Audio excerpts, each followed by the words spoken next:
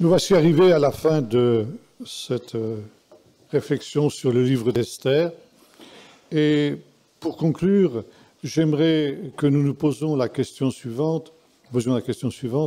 Quelles leçons tirer de cette histoire pour notre temps? Et je voudrais relire donc le verset à partir duquel je suis parti au début de la semaine, dans le chapitre 4, qui est pour moi le centre, disons la clé de la compréhension du livre. D'ailleurs, qui sait si ce n'est pas pour un temps comme celui-ci que tu es parvenu à la royauté? Qui sait? Je voudrais m'arrêter plus particulièrement ce matin sur cette expression « qui sait ».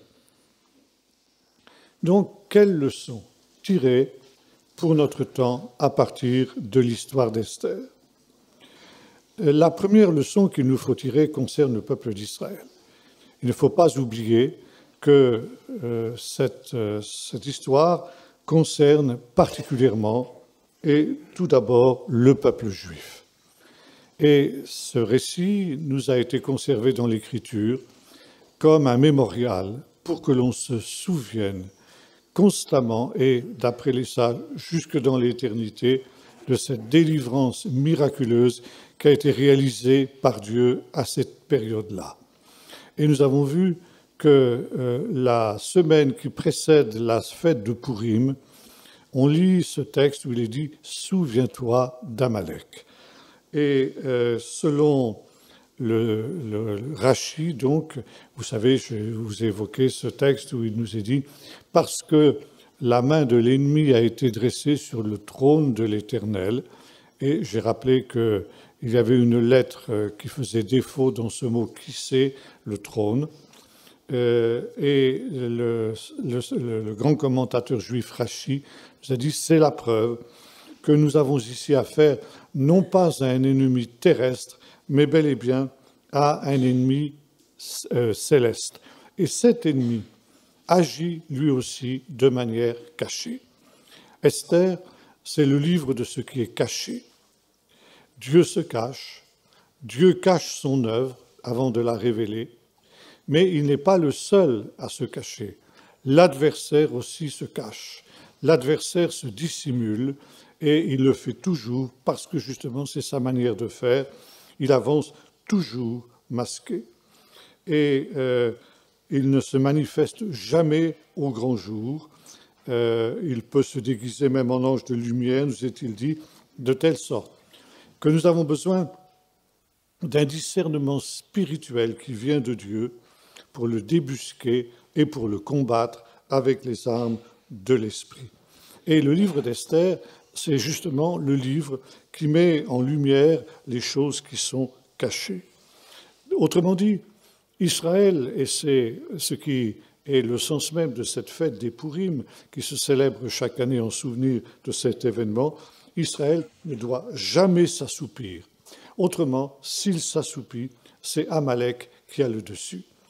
Et dans toutes les générations, nous l'avons vu, Amalek prend une forme nouvelle qu'il faut savoir lire, qu'il faut savoir discerner. Et cet assoupissement spirituel, il est comparable à ce qui s'était passé au moment de la première guerre avec Amalek, lorsque Moïse baissait les bras. Et donc, d'une certaine manière, c'était une forme d'assoupissement. Amalek avait le dessus, et lorsqu'il levait les mains, Israël avait le dessus.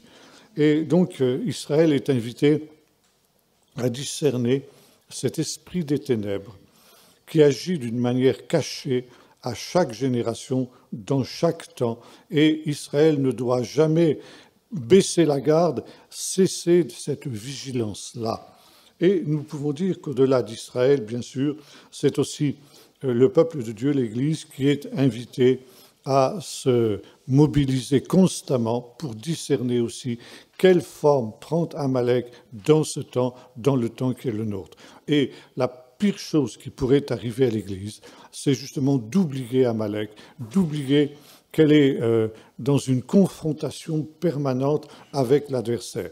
Et là, je voudrais évoquer un grand homme de Dieu qui était un homme de Dieu du siècle dernier, selon Ronald Reagan, C'était le plus grand penseur du XXe siècle. Il s'appelait Francis Schaeffer.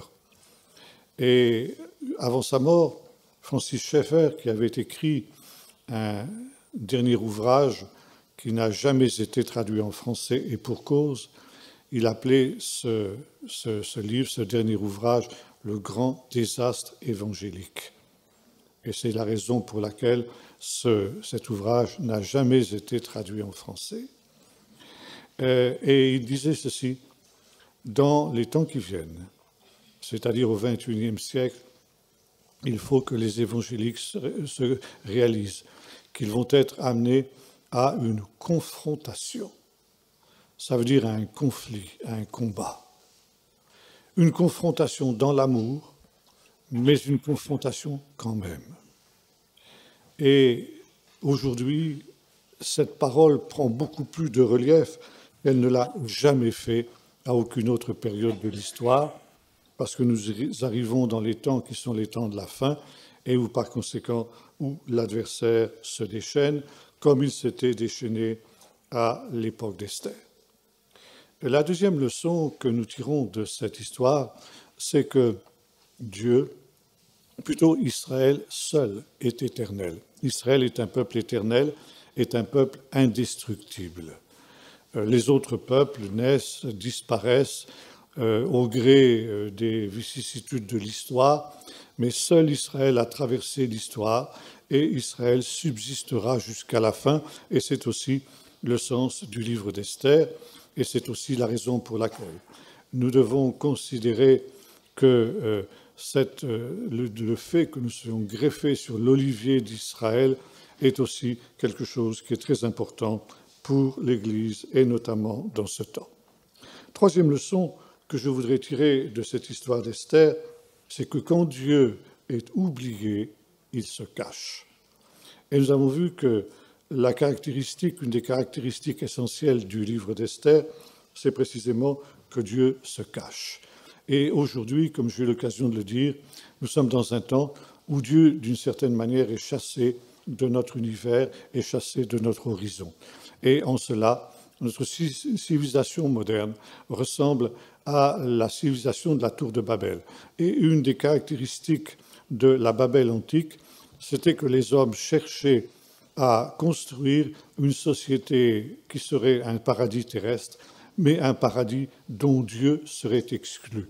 Et le roi de Babel, qui se nommait Nimrod, ce qui signifie en hébreu le révolté, et l'homme qui entraîne l'humanité tout entière dans une première révolte contre Dieu. Dieu est chassé, Dieu est absent de cette civilisation qui se voulait déjà à cette époque-là une civilisation mondiale, et Dieu n'a pas sa place dans cet univers-là, mais néanmoins il va descendre pour confondre le dessein des hommes. Et il nous est dit que les hommes ont cessé de construire la ville, mais quand nous regardons toute l'histoire de l'humanité, nous voyons que le rêve de Babel n'a jamais cessé de hanter la conscience humaine, et qu'à toutes les époques, comme Amalek dont il était question tout à l'heure, on a cherché à reconstruire Babel. Tous les grands créateurs d'empires, que ce soit tous les Césars, les Napoléons, les Hitler, tout ce que vous voudrez, eh bien, on cherchait à reconstruire Babel, et ce n'est qu'à la fin de l'histoire, quand nous arrivons dans le livre de l'Apocalypse, que nous trouvons maintenant que cette Babel est véritablement achevée. Donc, et Dieu est chassé de notre temps, de notre civilisation, comme il l'était de l'époque de Babel. Et c'était un savant qui s'appelait Le Verrier, qui avait découvert la planète Neptune sans observation, simplement par des calculs. Et devant Napoléon, auquel il faisait un rapport, Napoléon lui avait posé la question suivante: est Dieu dans cette affaire? Et Le Verrier avait répondu ceci: Dieu, je n'ai pas eu besoin de cette hypothèse. C'est typique et caractéristique d'un certain état d'esprit que nous retrouvons aujourd'hui. Et il n'y a plus de place dans notre société moderne pour l'Église que, comme le disait un de mes amis, il n'y a plus de place pour l'Église que dans la sacristie. Dans l'espace public, eh bien, toute manifestation du christianisme est réprimée. La dernière en date, vous le savez, ce sont les fameuses crèches de Noël.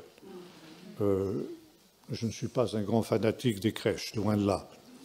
Je suis même très réservé sur cette manière de faire qu'on trouve même parfois chez les évangéliques. Mais c'est une liberté. C'est une liberté, et même si je ne suis pas moi-même quelqu'un qui fabrique des crèches, je suis en tout cas, bien entendu, pour laisser libre ceux qui veulent le faire, d'avoir la possibilité de le faire, ce d'autant que c'est une manifestation qui a trait précisément au christianisme, et pour cette raison même, eh bien, elle est interdite au nom de la religion laïque, qui est la religion officielle de notre temps et la religion officielle de notre pays. Et aujourd'hui, nous arrivons à un stade où les pouvoirs publics s'attendent à ce que les croyants se comportent exactement comme les autres.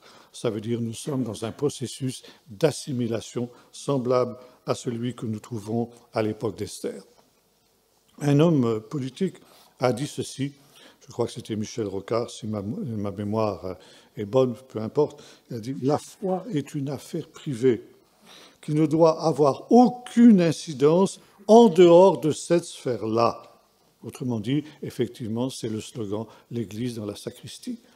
Vous avez le droit de vous comporter en chrétien quand vous êtes dans vos quatre murs, quand vous êtes dans vos églises, et encore, qui sait si ça durera toujours, mais quand vous sortez de ce cadre-là, eh bien, votre foi ne doit plus intervenir en rien dans votre comportement, et vous devez vous comporter exactement comme les autres. Ce qui veut dire que l'on exige aujourd'hui des chrétiens ce qu'on exigeait en Espagne et au Portugal au XVe siècle des Juifs, ce qu'on appelait les maranes, qu'ils soient absolument semblables à tous les autres dans leur comportement, dans la vie quotidienne.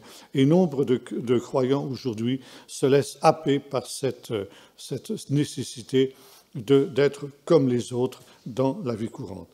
Et je voudrais citer à ce sujet-là, c'est un homme que j'estime beaucoup, qui est un de mes maîtres à penser, que je cite souvent, c'était le professeur Jacques Ellul.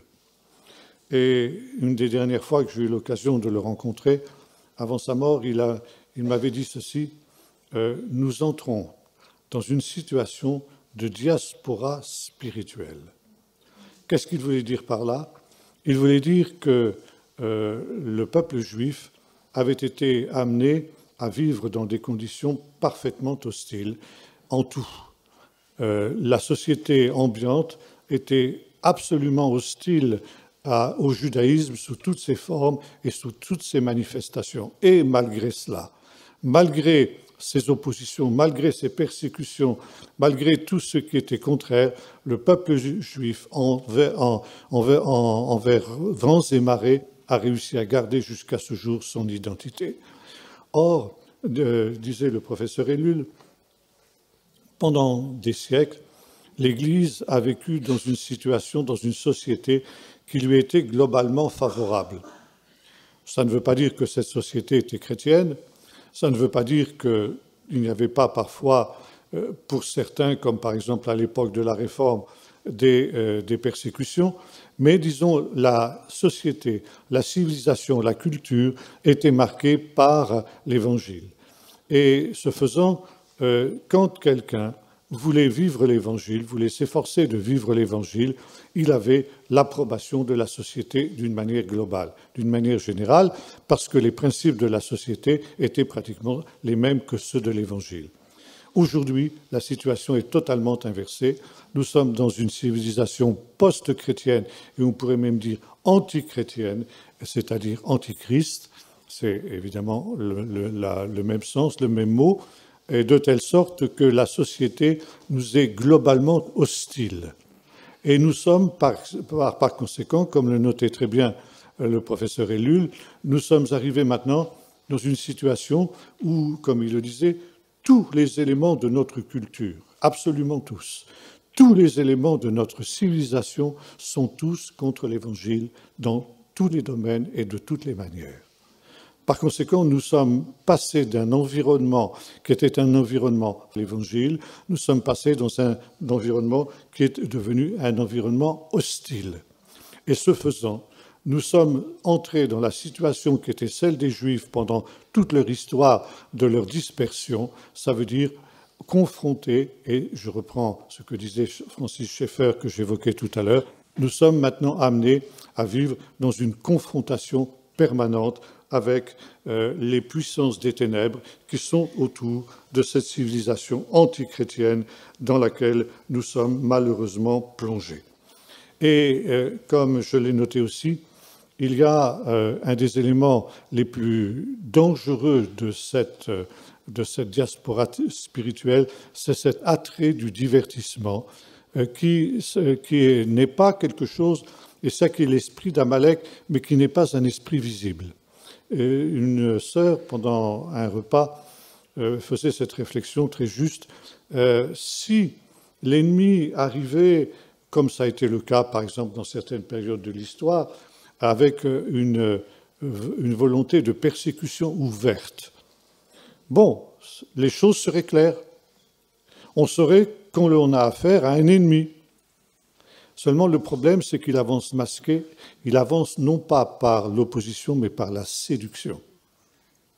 Et la séduction, c'est quelque chose d'infiniment plus dangereux parce que nous sommes justement dans cet esprit caché de l'adversaire, dans cet esprit caché d'Amalek que j'évoquais tout à l'heure. Et je voudrais vous lire quelques lignes des pensées de Blaise Pascal que j'ai évoquées aussi quand j'ai parlé du divertissement, qui illustrent à merveille ce que nous sommes en train de vivre aujourd'hui. Voici ce que écrivait Pascal. Ainsi, les divertissements qui font le bonheur des hommes ne sont pas seulement bas, mais ils sont faux et trompeurs. C'est-à-dire qu'ils ont pour objet des fantômes et des illusions, qui seraient incapables d'occuper l'esprit de l'homme s'il n'avait perdu le sentiment et le goût du vrai bien, et s'il n'était rempli de bassesse, de vanité, de légèreté, d'orgueil et d'une infinité d'autres vices. Et ne nous soulage pas dans nos déserts qu'en nous causant une misère plus réelle et plus effective, car c'est ce qui nous empêche principalement de songer à nous et qui nous fait perdre insensiblement notre temps. Sans cela, nous serions dans l'ennui, et cet ennui nous porterait à chercher quelques moyens plus solides d'en sortir. Mais le divertissement nous trompe, nous amuse et nous fait arriver insensiblement à la mort. Ainsi les hommes, ayant pu guérir la mort, la misère, l'ignorance, se sont avisés pour se rendre heureux de n'y point penser. C'est tout ce qu'ils ont pu inventer pour se consoler de tant de maux. Mais c'est là une consolation bien misérable, puisqu'elle va non pas guérir le mal, mais le cacher simplement pour un peu de temps, et qu'en le cachant, elle fait qu'on ne pense pas à se guérir véritablement. Ainsi, par un étrange renversement de la nature de l'homme, il se trouve que l'ennui, qui est le mal le plus sensible, est en quelque sorte son plus grand bien, parce qu'il peut contribuer plus que toute autre chose à lui faire rechercher la vraie guérison. Et que le divertissement qu'il regarde comme son plus grand bien est en fait son plus grand mal, parce qu'il l'éloigne de toute chose et de tout remède qui pourrait guérir ses maux. Et l'un et l'autre sont une preuve admirable de la misère, de la corruption de l'homme et en même temps de sa grandeur. Voilà, on ne peut rien ajouter à une pareille diagnostic. Et bien qu'il ait été écrit il y a plusieurs siècles, c'est une réalité qui reste d'actualité aujourd'hui et qui prend une acuité particulière dans ce contexte où maintenant le divertissement est promu en moyen de gouvernement par ceux qui nous dirigent, exactement comme c'était le cas à l'époque d'Assuérus, et ça aussi, nous l'avons vu. Nous avons vu que toute société décadente, et nous sommes dans une société décadente, est une société qui s'abuse. Et il nous faut être les Mardochées et les Esther de ce temps, renoncer à la course à l'argent, au pouvoir, aux honneurs, à l'influence, et sortir de cette pensée unique qui cherche à assimiler toutes choses et à nous passer tous dans le même moule. Et aujourd'hui, à cause de tous ces menaces, c'est l'avenir du judéo-christianisme qui est en question. Et je citerai à nouveau Jacques Ellul qui disait ceci: nous allons voir, alors que nous sommes maintenant entrés dans cette société de diaspora spirituelle, nous allons voir si nous allons faire aussi bien que le peuple d'Israël qui a su garder son identité envers et contre tout, contre vents et marées, et si nous aussi, nous allons réussir à tenir ferme dans un temps comme celui-ci. Je ne sais pas s'il revenait maintenant, s'il ne serait pas un peu déçu par ce qu'il verrait, mais disons que c'est aussi le problème que nous trouvons dans une parabole de Jésus qui déclare ceci: quand le Fils de l'homme viendra, trouvera-t-il encore la foi sur la terre? Et c'est une question, évidemment, qui a été posée par Jésus, qui ne peut être autre chose que vraie, mais que nous voyons aujourd'hui se concrétiser sous nos yeux. Et actuellement, c'est l'avenir du judéo-christianisme dans nos sociétés qui est en question. Bien sûr, vous allez me dire, il y a d'autres lieux dans le monde où l'Esprit de Dieu agit, notamment au sein des pays musulmans, c'est vrai, mais ici nous parlons essentiellement en fonction de notre Occident décadent dans lequel, évidemment, nous avons à vivre notre foi, et c'est quelque chose qui n'est pas facile dans une situation de ce type. Cinquième leçon que je voudrais tirer de cette histoire d'Esther, nous l'avons vu, c'est que Dieu accomplit ses desseins envers et contre tout. Et l'histoire d'Esther pourrait se résumer par un texte que nous trouvons dans le Nouveau Testament: Dieu s'est délivré de l'épreuve les hommes pieux. C'est tout le thème de cette histoire. Et par conséquent, il ne faut pas non plus désespérer. Il est vrai que la situation est difficile, dramatique, comme elle l'était à l'époque d'Esther, mais l'époque d'Esther nous montre que nous sommes aussi dans un temps de tous les possibles. Et je reviens à la lecture que nous avons faite au début de notre méditation. Qui sait si ce n'est pas pour un temps comme celui-ci? Et là, il y a un mot qui revient dans certains textes bibliques, notamment dans les écrits des prophètes, et qui est ce mot essentiel: qui sait? C'est un mot très important en relation notamment avec les écrits prophétiques. Tout à l'heure, une sœur m'a posé une question: qu'est-ce qu'un prophète? Et y a-t-il des prophètes aujourd'hui? Et qu'est-ce qu'un prophète? Alors, j'ai répondu que c'était quelqu'un qui rappelait les exigences de Dieu dans ce temps, mais qui n'est pas comme on a le sentiment dans nos milieux en général, que le prophète est quelqu'un qui annonce l'avenir. Le prophète est quelqu'un qui annonce un avenir conditionnel. Ça veut dire qu'au plan de Dieu, rien n'est figé, rien n'est définitivement fixé, et tout peut toujours changer. Et le message des prophètes qui tourne autour de cette notion de la repentance est celui-ci: si vous continuez comme ça, si vous continuez à ne pas prendre en considération les commandements de Dieu, si vous continuez à vous tourner vers les idoles des nations, si vous continuez à vous comporter selon les abominations et les péchés des nations qui sont autour de vous, voilà ce qui va se passer. Le temple va être détruit, Jérusalem va être ruinée, et vous allez partir en exil. Mais si vous vous repentez, ça n'arrivera pas. Et quand le prophète annonce des malheurs, des catastrophes ou des choses comme ça, c'est pour qu'elles n'arrivent pas. Et un des rares prophètes qui a eu du succès dans ce domaine-là, c'est Jonas.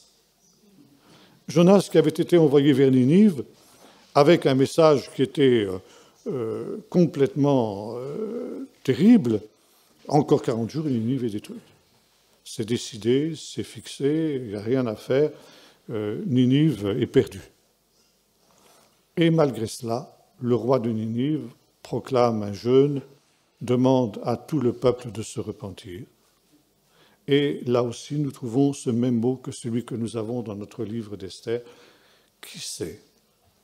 Qui sait si le Seigneur ne regrettera pas le mal qu'il avait pensé faire, s'il voit que le peuple de Ninive se repent. Et de fait, lorsque Dieu voit cette repentance du peuple de Ninive, eh bien Dieu annule qu'il s'apprêtait à exécuter sur la ville, au grand désespoir de Jonas, qui se plaint devant le Seigneur en disant « Mais de quoi j'ai l'air, moi, maintenant? J'ai l'air d'un faux prophète. » Mais pas du tout. Il était un vrai prophète parce qu'il a eu du succès. Et Jésus a envié le succès de Jonas.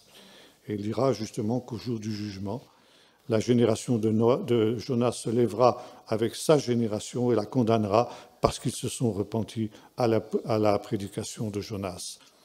Et puis, nous retrouvons aussi cette même idée qui sait dans le livre de Joël, où nous retrouvons l'annonce d'une invasion qui est celle de la fin des temps, sous la forme d'une invasion de sauterelles.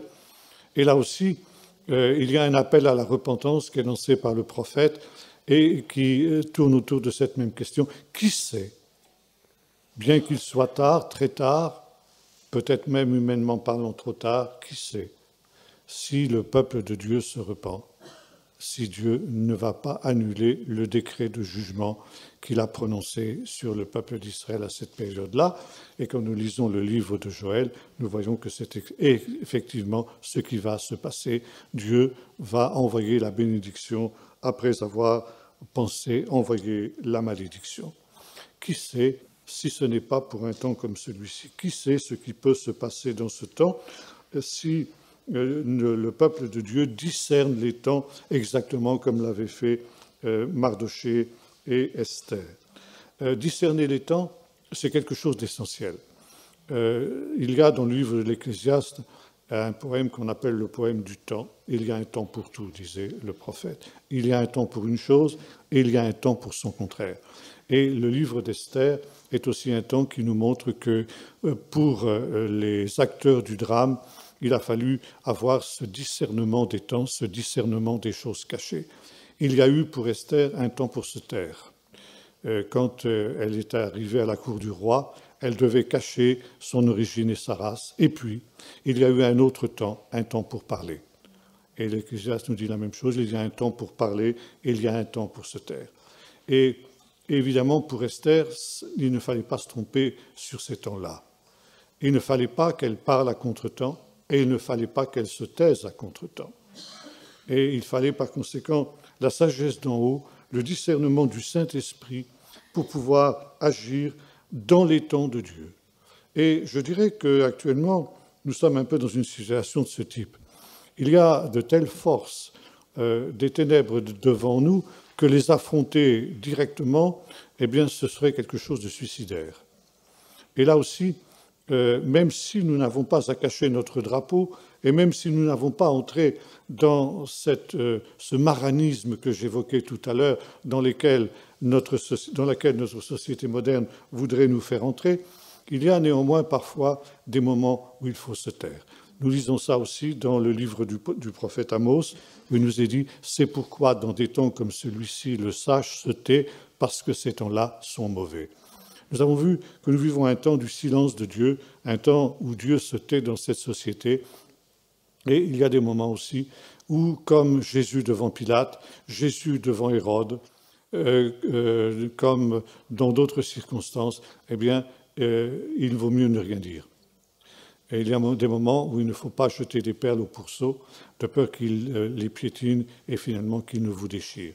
Et c'est la raison pour laquelle il ne faut pas intervenir d'une manière intempestive. Et puis, il y a d'autres temps où, au contraire, il faut sortir de ce silence, comme Esther était sortie de son silence, pour proclamer haut et fort les exigences de Dieu. Et ça, c'est justement toute la sagesse. Le sage est celui qui sait discerner les temps, un temps pour parler, un temps pour se taire, un temps pour rester dans le caché, dans le discret, et un temps, au contraire, pour se manifester d'une manière ouverte et manifester aussi ainsi la volonté de Dieu. Dans le livre d'Esther, une des leçons que nous tirons aussi, c'est le fait que Dieu, précisément, change de mal en bien. Et on pourrait aussi citer un texte du Nouveau Testament qui pourrait résumer les leçons du livre d'Esther. Toutes choses ensemble concourt au bien de ceux qui aiment Dieu. Et ça, le sage le sait. Mais si nous avons à savoir cela, nous n'avons pas non plus à être des naïfs. Et s'il est vrai que nous sommes persuadés du triomphe final du Seigneur et finalement de l'écrasement de l'adversaire sous nos pieds, comme le dira l'apôtre, Dieu écrasera bientôt Satan sous vos pieds. Oui, c'est vrai, mais pour l'heure, il faut que nous soyons lucides et que nous réalisions que le mal va en s'amplifiant et que c'est pour le moment le mal qui a le dessus. C'est pourquoi il faut vivre une vie spirituelle avec une certaine discrétion jusqu'au bouleversement que Dieu provoquera lui-même. Et ce bouleversement pourra éventuellement d'ailleurs être le temps de la fin, la parousie, l'apparition du Seigneur au dernier jour.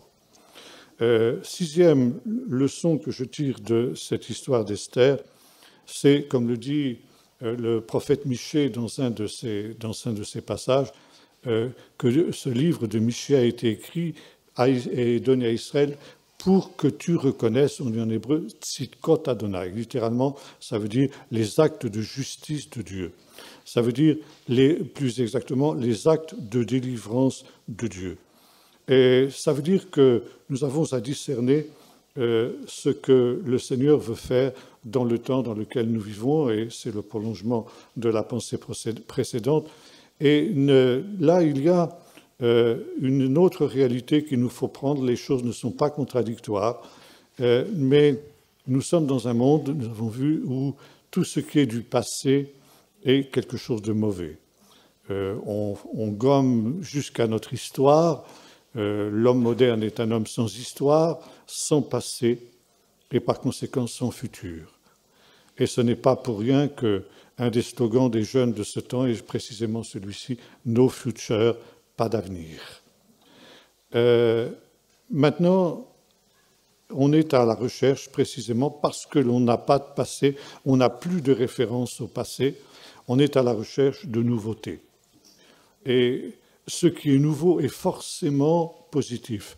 Ce qui est nouveau est forcément meilleur que ce qui est ancien.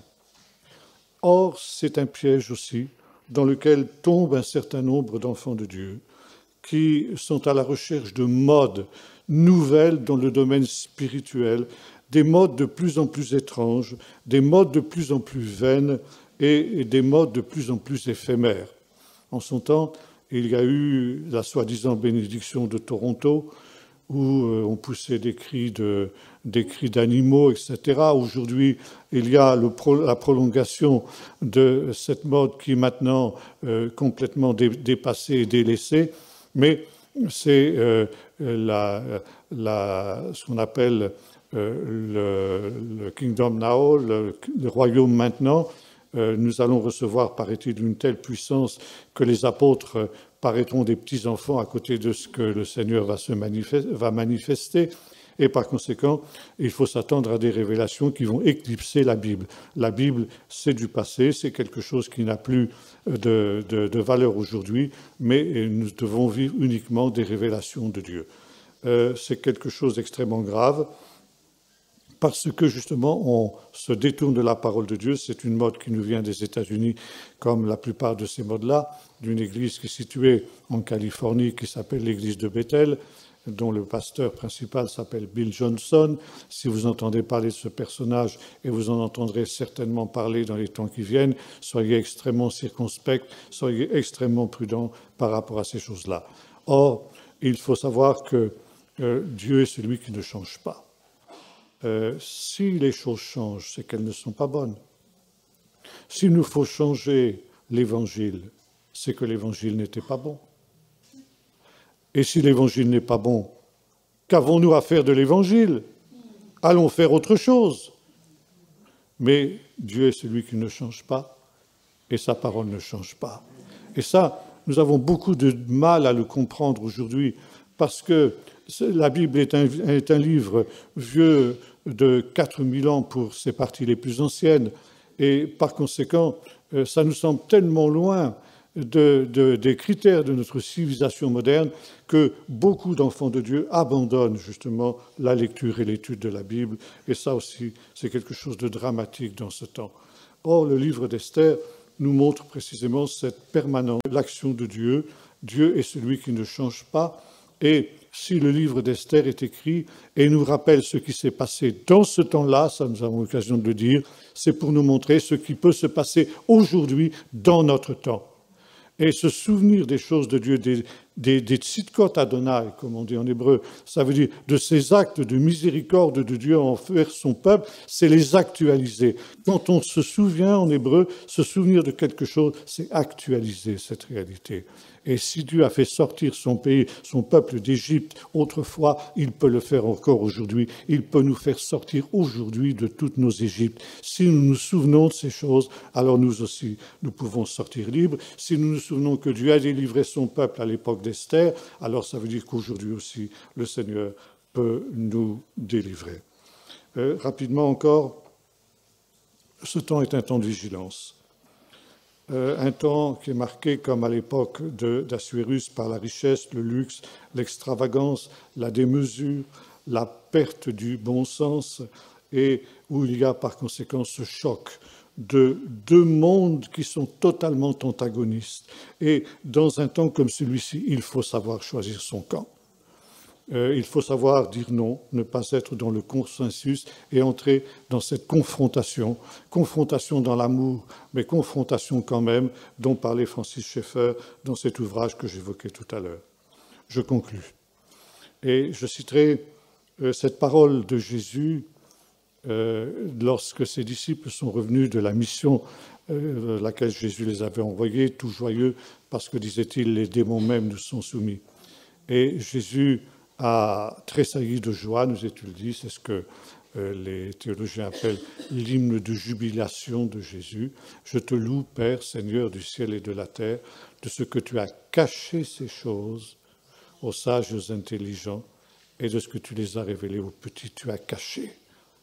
Et nous avons vu le livre d'Esther, c'est le livre du caché. Tu as caché ces choses. Dieu est celui qui non seulement se cache quand il est rejeté, mais également qui cache ses secrets, qui cache les mystères. Mais il les révèle à ceux qui le cherchent de tout son cœur, qui le craignent et qui l'aiment. Et une des raisons d'être des auteurs bibliques, ceux qui ont écrit la Bible, l'ont fait parce qu'ils ont été à la recherche du secret de Dieu dans l'histoire. La Bible, c'est une histoire. C'est par conséquent quelque chose qui touche au passé, et c'est pourquoi c'est tellement choquant dans notre temps où on veut faire table rase de toute histoire, mais les prophètes scrutent l'histoire, et en particulier l'histoire du peuple d'Israël, pour y découvrir les secrets de Dieu qui sont cachés dans cette histoire et qui sont valables pour tous les temps. Et Jésus pouvait dire aussi la même chose à ses auditeurs, vous savez discerner à l'aspect du ciel le temps qu'il fera demain. Mais vous êtes incapables de discerner ce temps-ci parce qu'il y a des mystères qui sont cachés. Et Jésus reprochera à Jérusalem le jour de l'entrée dans Jérusalem pour les rameaux, si aujourd'hui, dans ce jour qui t'est donné, tu pouvais comprendre, tu pouvais discerner les choses qui peuvent te donner la paix, mais voici, elles sont cachées à tes yeux. Et ça, c'était dramatique. Parce que ces choses ont été cachées aux yeux du peuple d'Israël, Jérusalem a été détruite et le peuple a été déporté. Il y a des choses qui nous sont données dans ce temps pour que nous les comprenions et que nous les discernions. Et là, en face de ces révélations, et nous en avons vu quelques-unes dans le livre d'Esther, eh bien, nous pouvons être aveugles ou voir. Ce n'est pas quelque chose qui est acquis d'avance. Nous pouvons, en sortant de ce lieu, tourner la page par rapport à tout ce que nous avons entendu et retourner à nos occupations habituelles. Alors, ces choses sont cachées à tes yeux. Et le résultat, c'est que tes ennemis viendront, t'enserreront de toutes parts, ne laisseront pas pierre sur pierre qui ne soit renversée, ni aucun de tes fils au milieu de toi, parce que tu n'as pas connu le temps où tu as été visité. Et Paul dira ceci, parlant de ce que l'œil n'a pas vu, ce que l'oreille n'a pas entendu, ce qui n'est pas monté dans le cœur de l'homme. Il dit, ce sont des choses qui ne peuvent être révélées que par l'Esprit de Dieu, parce que l'Esprit de Dieu sonde tout, même les profondeurs de Dieu. Ce sont des choses que Dieu a réservées pour ceux qui l'aiment. Et selon notre attitude de cœur, selon notre attitude intérieure vis-à-vis de la parole de Dieu, alors Dieu va cacher ou Dieu va révéler. Et cela dépend de nous, cela ne dépend pas de Dieu. Alors Jésus pouvait aussi dire à ses disciples, « Heureux vos yeux s'ils voient ». Et ce sera mon dernier mot. « Heureux nos yeux si nous voyons ce que Dieu veut que nous voyions et que nous discernions dans ce temps. » Et Jésus avait posé cette question à ses disciples, « Avez-vous compris ces choses ?» Alors les disciples ont répondu « Oui ». Et Jésus dit, vous êtes heureux à une condition, c'est que vous les pratiquiez. Nous allons prier. Seigneur, nous réalisons que nous vivons un temps comme celui d'Esther, un temps où non seulement tu te caches, où non seulement l'ennemi cache aussi son œuvre, mais où il y a aussi des réalités qui sont cachées aux yeux des hommes impies, qui ne peuvent pas discerner, qui ne peuvent pas voir, qui ne peuvent pas comprendre, et qui d'ailleurs ne le veulent pas. Mais Seigneur, tu as voulu révéler tes secrets aux petits, aux humbles, à ceux qui t'aiment, à ceux qui te craignent. Et tu as voulu, Seigneur, pour nous, pendant ces jours, soulever un coin du voile. Seigneur, tu nous dis que nous sommes heureux si nos yeux voient. Alors nous te prions, Seigneur, comme tu incitais l'Église de Laodicée à le faire, pour que tu nous donnes un collier, pour oindre nos yeux pour voir. Seigneur, nous ne voulons pas que ces choses soient cachées à nos yeux, comme elles étaient pour Jérusalem.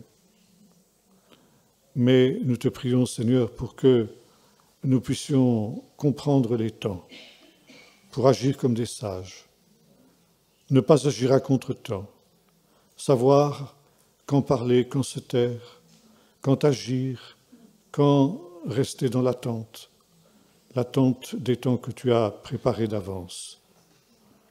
Et surtout, Seigneur, donne-nous d'être de ceux qui non seulement voient et écoutent, mais de ceux qui mettent en pratique, afin que nous ne soyons pas comme ces insensés qui ont construit la maison sur le sable, mais qui l'ont construit sur le roc éternel de ta parole qui ne change pas, au nom de Jésus.